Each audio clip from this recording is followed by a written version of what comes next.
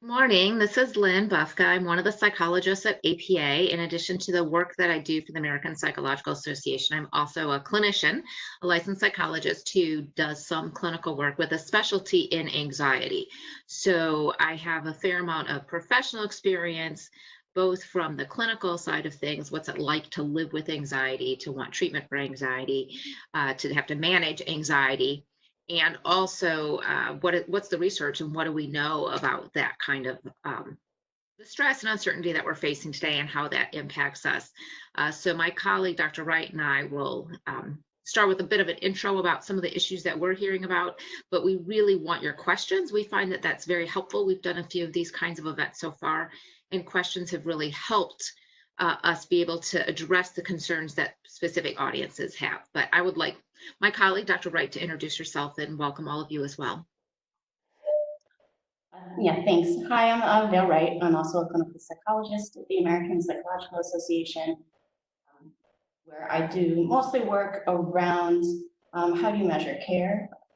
Prior to that, though, I was also a practicing clinician. My specialty is really in trauma and post-traumatic stress disorder, and also working with the severely mentally ill.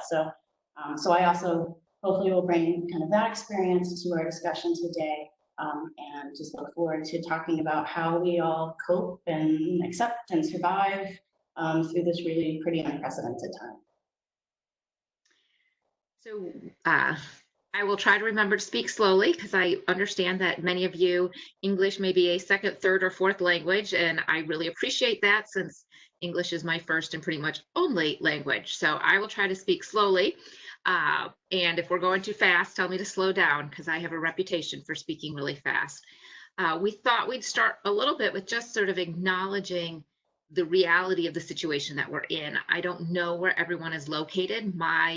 I'm in the United States. I'm in the state of Maryland. Yesterday, we were told basically shelter in place, meaning not going anywhere except for groceries, medications, and if you can go outside and stay 6 feet apart from others, you're able to go on walks and things like that. So that was just instituted in my community last night.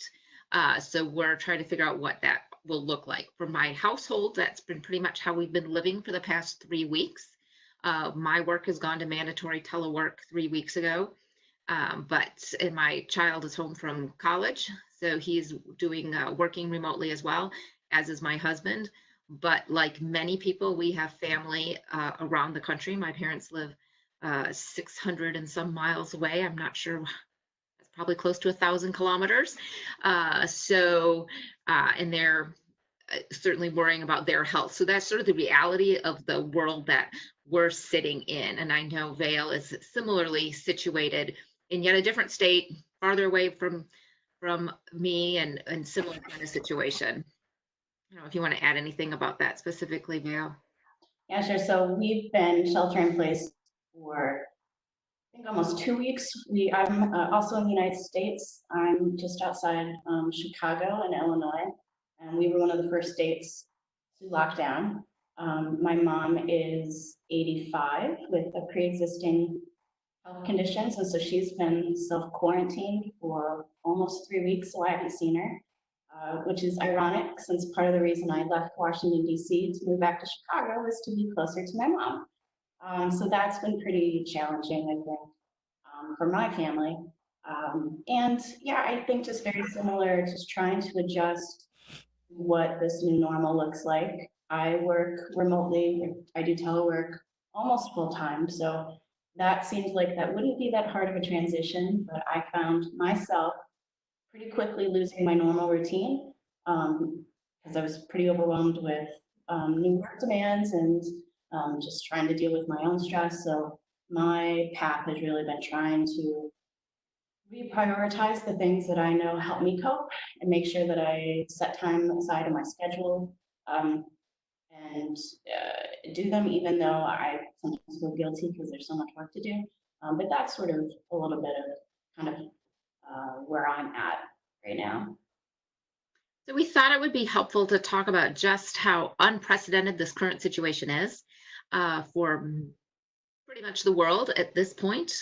It's a time of tremendous uncertainty. We really don't know what to expect and where we were a month ago or 2 months ago, 3 months ago, as coronavirus was just being discovered in China.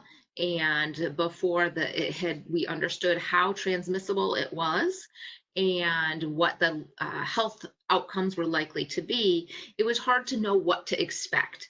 And for most people at that time, we were hoping to encourage people to not um, escalate their fear and anxiety to points where it was interfering with their ability to work and do what was necessary. But at this point, with much of the world going into fairly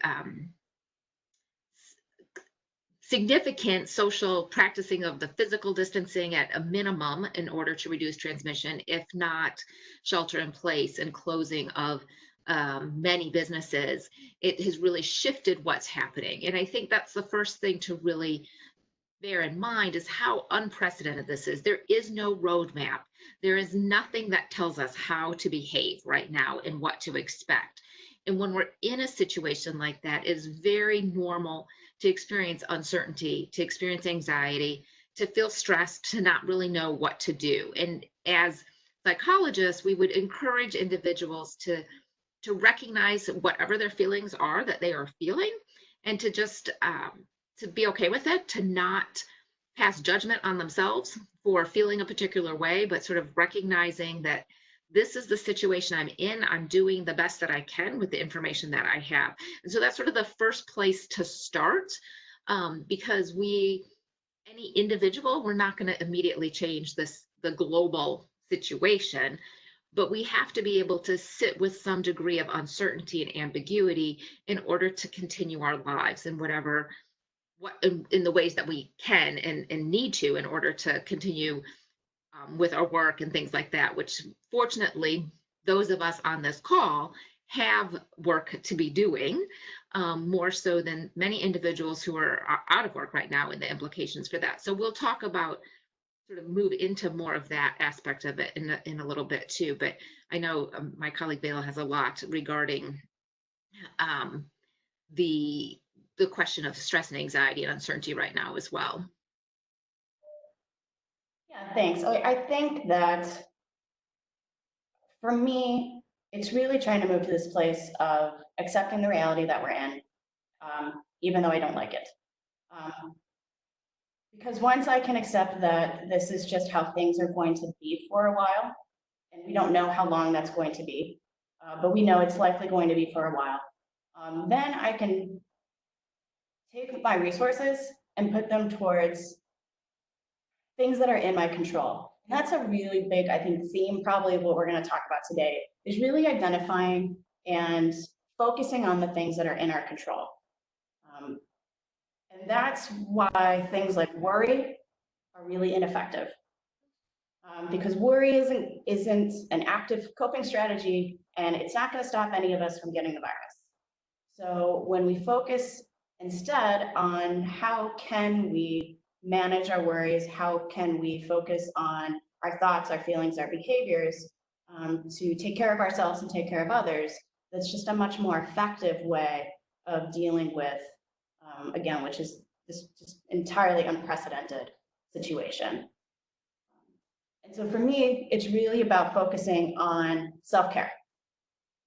And for me, that means getting enough sleep, trying to eat as healthy as I can, even though I'm getting, quite frankly, kind of tired of making meals every single day, and trying to get exercise. To me, that's my number one coping strategy, is exercise. And so in order to really be successful at those things, you need to institute some sort of routine. So one of the things that I'm always encouraging people to do is to not think of this as a vacation or a day off, but really trying to maintain a routine where you're getting up at the same time, going to bed at the same time, you're eating your meals at normal times, you're taking breaks from work, but that you are getting up, showering. Showering is an important one, getting dressed. I mean, these might be your accomplishments for the day, and that's okay. But if you're doing that, then that's something, and that's kind of where I know my head is at right now. I think the other thing is we have to remember how quickly all this has occurred. that it might feel like it's been months that this is happening, but it really hasn't been. And so as this continues to unfold and we get our feedback under us, I think that we will feel more in control than I think probably a lot of us do right now. One of the challenges with anything that is anxiety provoking is that it feels like it's not within our control. And so that's what Vale's talking about, Dr. Wright is talking about, is that certainly the situation with the virus is outside of our control, but we need to think about the things that are within our control. That helps us to feel like we're able to manage situations and to approach our world in a way that's going to allow us to go forward and do the things that we do. A colleague of ours talked about this in a way to try to approach coronavirus not so much as a threat that's something to be feared, but as a challenge that we can meet. And what is it that we can do to meet this challenge? I want to pause and see if we have any questions yet that have come in, because we're sort of new with this WebEx format. I'm not entirely sure if questions have come in or not, and you can just answer in the chat box if there's something we should be paying attention to. Hi, Lynn. This is Megan. One of the questions that came in was, do you have tips on how to manage everything? We're working from home with our spouses, and we're also teaching our children. Yes, that seems to be the situation for people around the world. And so again, trying to shift to this is a challenge. It's not, but it's not necessarily something we do perfectly. If at all possible, in your workspace, in your home, are you able to set up discrete workspaces, a discrete workspace for your spouse, a discrete workspace for you, and set it up so that the other people in your home understand that if you're in the workspace, you are working, and that really they shouldn't be disturbing you during that time, but allowing you to do your work. And of course, this is going to vary depending on the needs of others in your household. I have a 20-year-old, so my 20-year-old is perfectly capable of fending for himself. When he was 4, there's no way that would work so easily.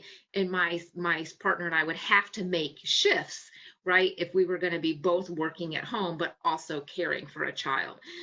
So it's going to require a fair amount of discussion and negotiation with the adults in the household about how to manage time, to balance who is going to handle child or household responsibilities at what kind of time, who will be handling work responsibilities at what kinds of times. And so that's going to be an important conversation to have with the other adults. But to the extent that you can find discrete workspaces, even if it's a corner of a table is the workspace, and when you're in that space, you're working, that can help to create the separation from my household responsibilities and my work responsibilities, and also give the signal to others that you're working.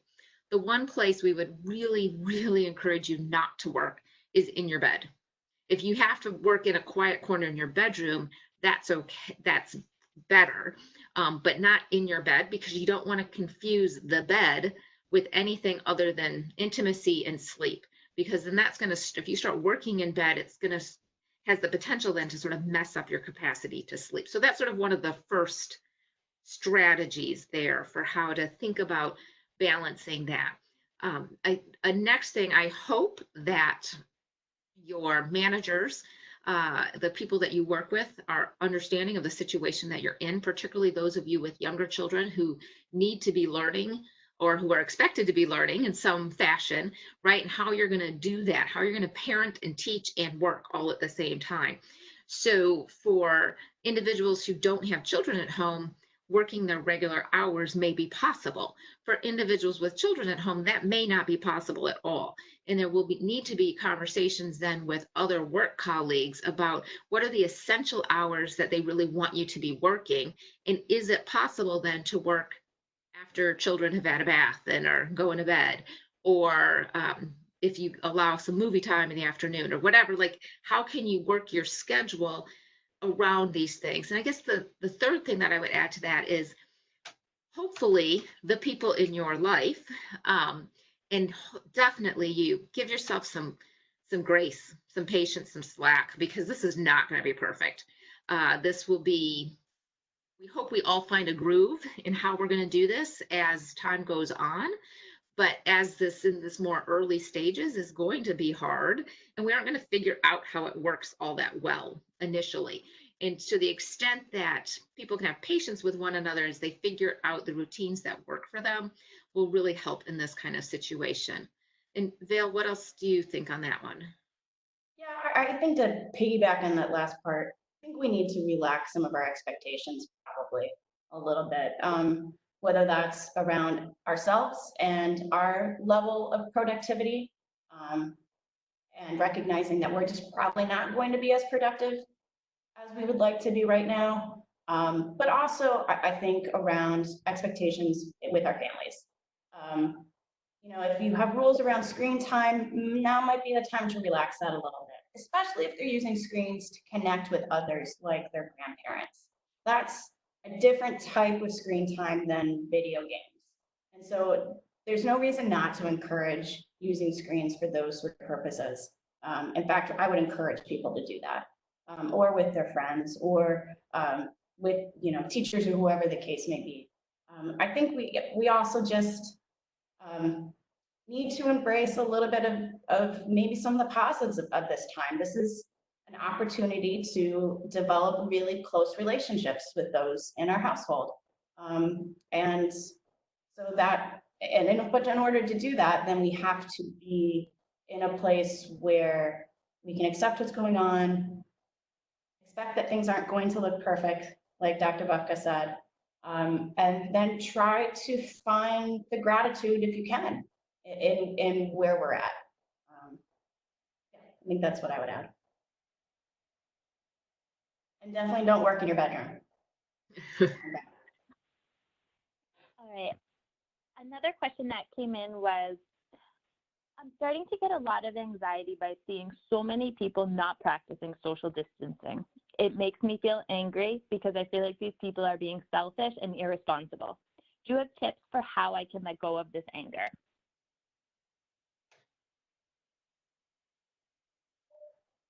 Yeah, that's a tough one because it's sort of this ultimate situation that you don't have any control over, right? As much as we would like those around us to be following the best recommendations, some people just aren't going to for a whole variety of reasons.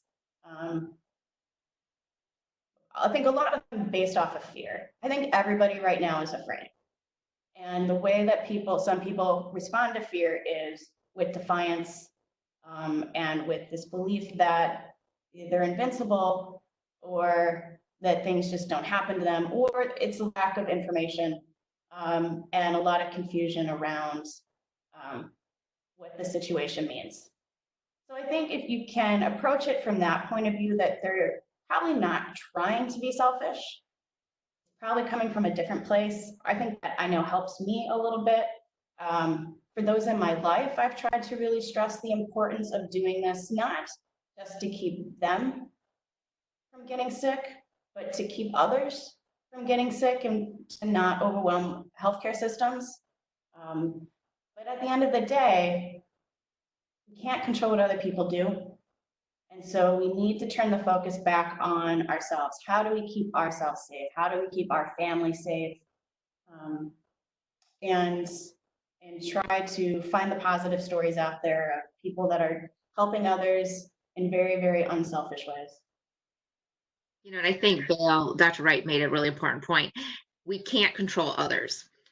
Whether we're talking about coronavirus or we're talking about anything else, I'm sure there have been times in your life when you've wanted to control other people's behavior and actions, and it would just be a whole lot easier if they just did what you want them to do. But it never has worked that way in my life. And I have found that it's a lot easier if people are, when I'm willing to let go of my desire to make other people do what it is that I want them to do, because it's generally just getting me more worked up emotionally. I feel more distressed if I'm focused on why can't I get other people to do the things that I want them to do. So then I have to look at what is it that I do have some control over. With the people that I'm close to, with friends or family, I can talk with them about the importance of physical distance and the importance of following the guidelines from my government from the health authorities in my area. I can talk about that, but the stranger on the street, that's probably not going to receive that information well. So I need to think about where I put my energy and effort in the situation so that I don't max myself out emotionally and add to my own personal distress because I've got plenty of other things I'm trying to manage right now. Another question that came in is, how can you help anxious friends and colleagues that feel if they let their guard down, something bad's going to happen to their family or their friends? One of the first things that I would encourage everyone on this call to do for this and for their family and friends is to actually not track the news perhaps as closely as you currently are, and to be very particular about what you're doing online in terms of social media. We know from data, we know from anecdote, we know from personal experience that individuals are feeling more stressed and more anxious because of the constant news about COVID-19, about the potential really horrible health outcomes, about the actual very difficult situations that countries like Italy are facing right now. We're looking at a similar situation in New York City in the United States. The more you follow that news, it can feel like you have no control, and it can feel very distressing and very overwhelming. So that's one of the first things, is to try to help people determine what's an appropriate amount of news, what's going to give them the information that they need to make the decisions to live in their current life, right? And to operate within the expectations of the country that they're in, the work setting that they're in, and then let go of the rest. It's okay not to have the latest breaking news. And there are things that you can do to control that. You can um, turn off notifications on your smartphone if that's one of the things that's happening. You can set timers for the amount of time that you're on social media. So it tells you when you've been on for a certain amount of time and it sort of actively helps you walk away from it. So that's one of the first things that we encourage people to do to try to manage some of that anxiety. But there's several other things, and I'll let my colleagues speak to some other things that we can do to help friends and family who are feeling particularly anxious. Yeah, I want to second the putting some boundaries around the news and social media. I know that I'm having a hard time following my own advice on this one. We do need to know what's happening, mostly at the local level, in your community. But then it's incredibly important that we walk away. So for me, it's about setting maybe an hour a day where I catch up on the news and then putting my device away the rest of the time. Because I know that I can very, very easily get sucked into the scrolling on the Facebook, on Twitter, and for me, they are just basically anxiety bombs right now. It just feels like constant anxiety. So to the extent that you can do that for yourself, but then also do that for those in your life, I think that would be really helpful. I think when we're thinking about helping others, part of how we get caught up is I think we get in this place where we feel like we need to fix them or fix the situation. And there is no fixing the situation right now. So take that off the table and think about, how can I just reach out to those in my life? How can I just reach out and ask, how are you doing? And listen. I think that's a lot of what people need right now. People need to be heard. And even though I think we all want to make everybody feel better, we just might not be able to do that right now. But I think it's important for us, especially if we're in a slightly better spot. And I would imagine that there will be ebbs and flows where you'll have good days and your friends will have bad days, your loved ones, and they'll have better days and you'll have worse days, and we'll all just sort of need to be there for each other. But when we're having those good days, it really becomes our responsibility, I think, to reach out to others. If you have people in your life that you know are prone to depression or anxiety, one of their coping responses is probably to isolate. We need to encourage people to not do that right now. And part of that is us reaching out to others and engaging engaging them. So engage on phone, on text, video chatting, I think is a really powerful way to be connecting to people right now. I think we're really missing seeing people. And so I would encourage everyone to do that. I know Lynn's had some really creative ways that she's connected with her family who are all apart. I've been trying to do that as well.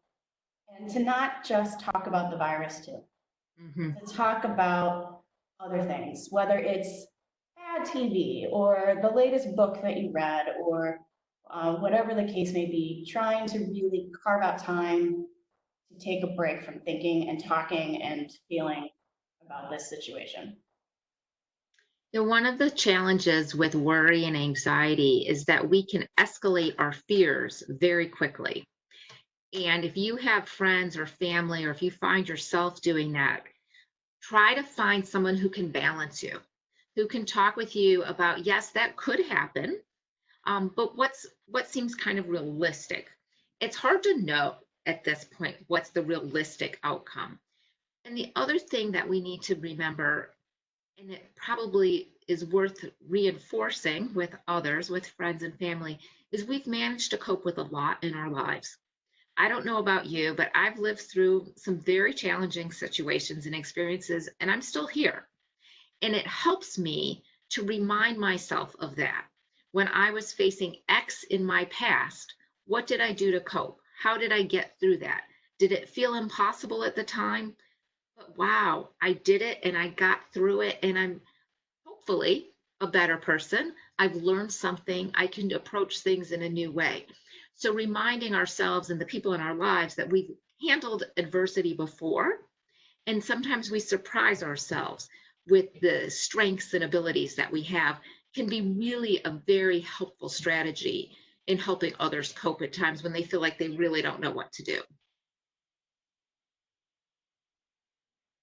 Another question is, how can we talk to our teenagers and children and help them cope with anxiety and depression from being stuck at home and isolated?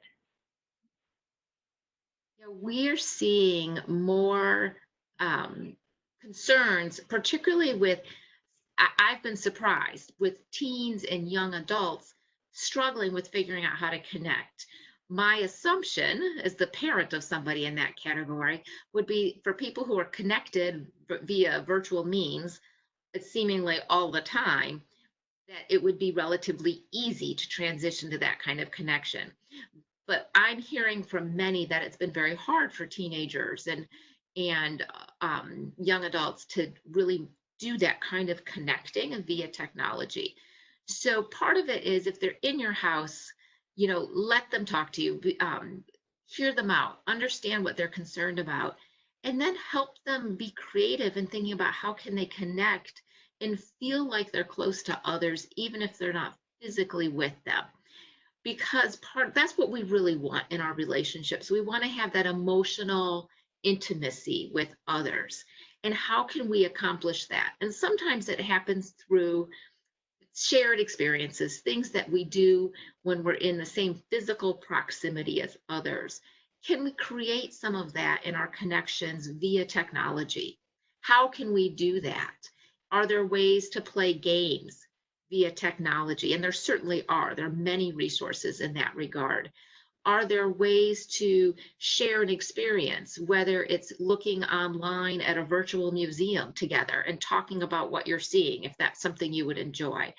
So trying to help them be creative, to think about how they can use technology to foster the connections, more than the connections they have with social media, but actual sharing of thoughts and ideas and experiences can help individuals in that regard. In the United States, a couple of organizations have put out some really great materials for talking to kids about COVID-19 and try to help them. We can send those to the coordinators and they may be able to share with the participants in the call. But I would suspect in your own jurisdictions, in your own countries, there's some really good materials out there as well. But the basics of it are to try to figure out, what do they know?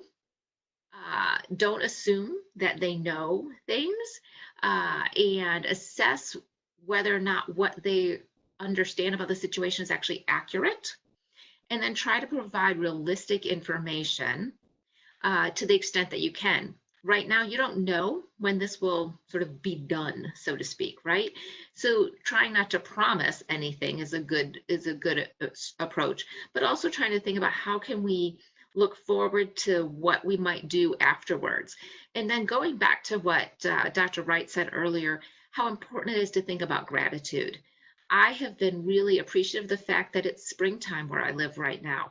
So I try to go out on my walks and see the trees that are in bloom and look for the daffodils that are blooming right now, because that is something that when I'm commuting and going into my office 5 days a week, I don't often slow down and see that and then wonder, where was spring? How did I miss it? So I'm trying very hard to uh, slow down for that. And I see somebody else is talking about how they're trying hard to appreciate the times that they're sharing time with their little children, that maybe they wouldn't have had that before. So it may feel challenging sometimes, but wow, it's also really cool to be able to play games with the little people in your house and laugh and joke with them and appreciate that in a very right now in the moment. Wow, this is awesome that we're able to do that.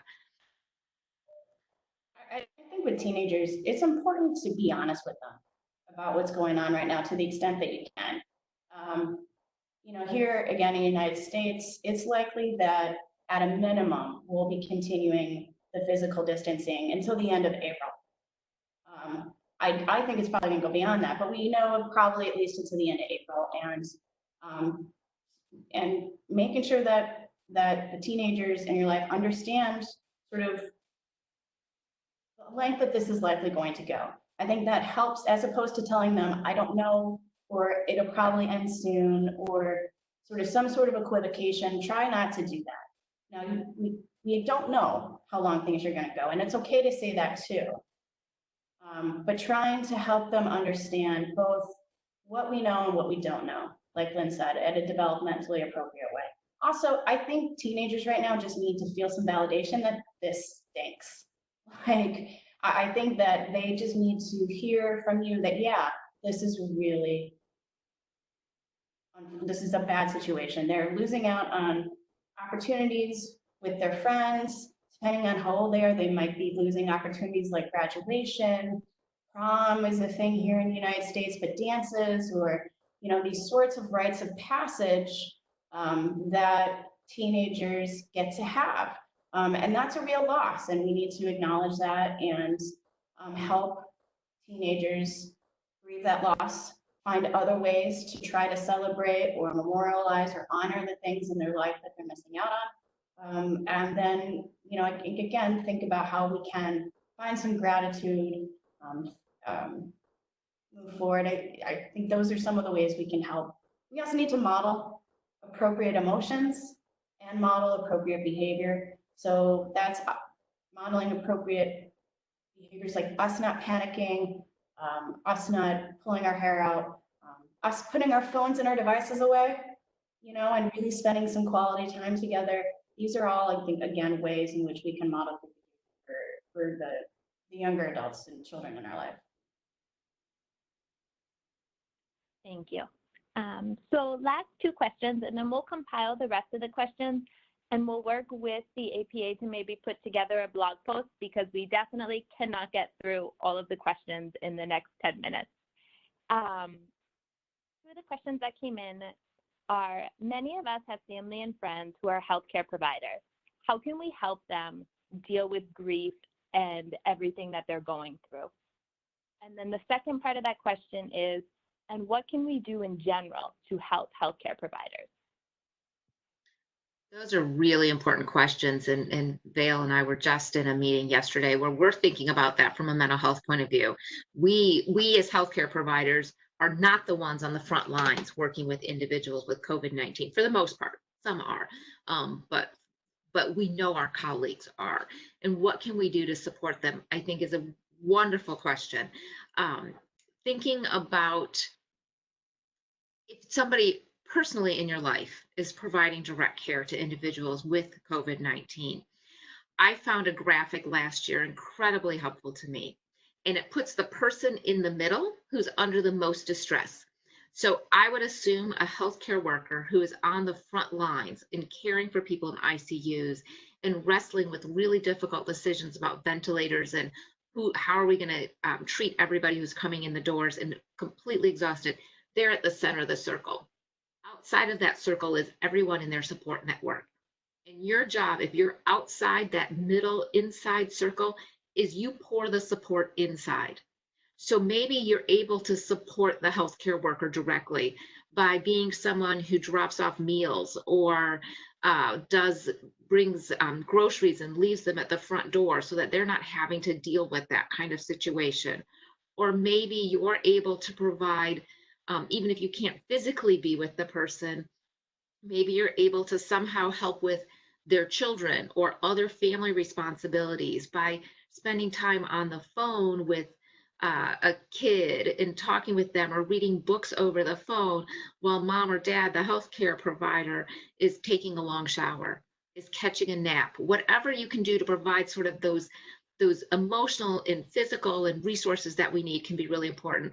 It also can be really critical to just be there to listen to the stories that the person has, because they may feel the need to tell somebody. And if you think that you are capable of holding that, be there for them for that. It's not going to be easy, but they may need to do that. And then there may be some very specific needs for that particular healthcare organization, whether it's particular supplies, things like that. All of that can be really helpful so that individuals understand that they may be on the front line providing care, but there's an entire family system, community system right there behind them, backing them up and supporting them in the work that they're doing.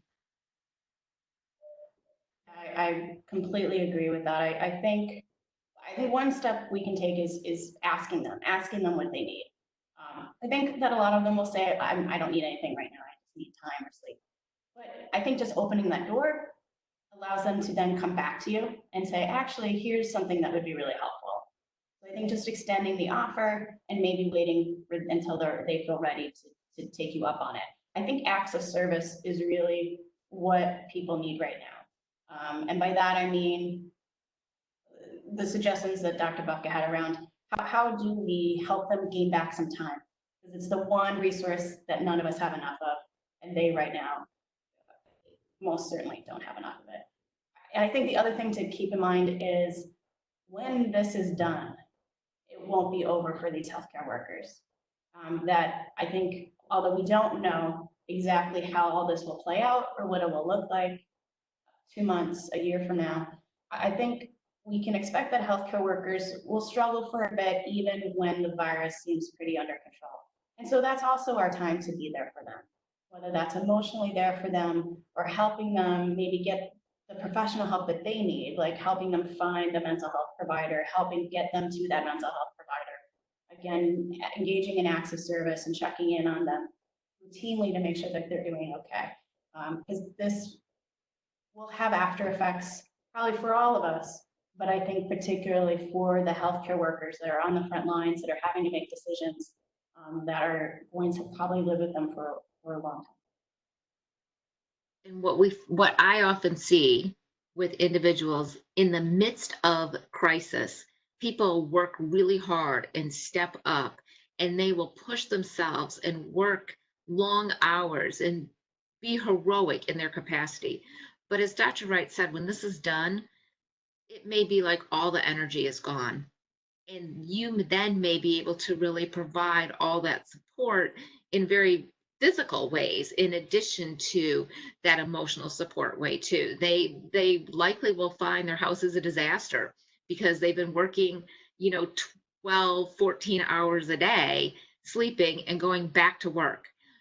Are you able to even just clean a bathroom, help organize a closet, restock a pantry? Anything like that can help somebody feel like there's a little more space and organization in my life. So I think we have an ongoing opportunity to really be there for the people in our lives who are providing the direct care right now. And at some point will likely feel overwhelmed by all that they've been doing. Thank you to our participants for your questions and for taking the time out of your day to attend the webinar. We hope you found the session informative and engaging. Also, thank you to Dr. Bufka and Dr. Wright for sharing their insights. I hope everyone has a good rest of the day. Thank you again. Thank you, everybody.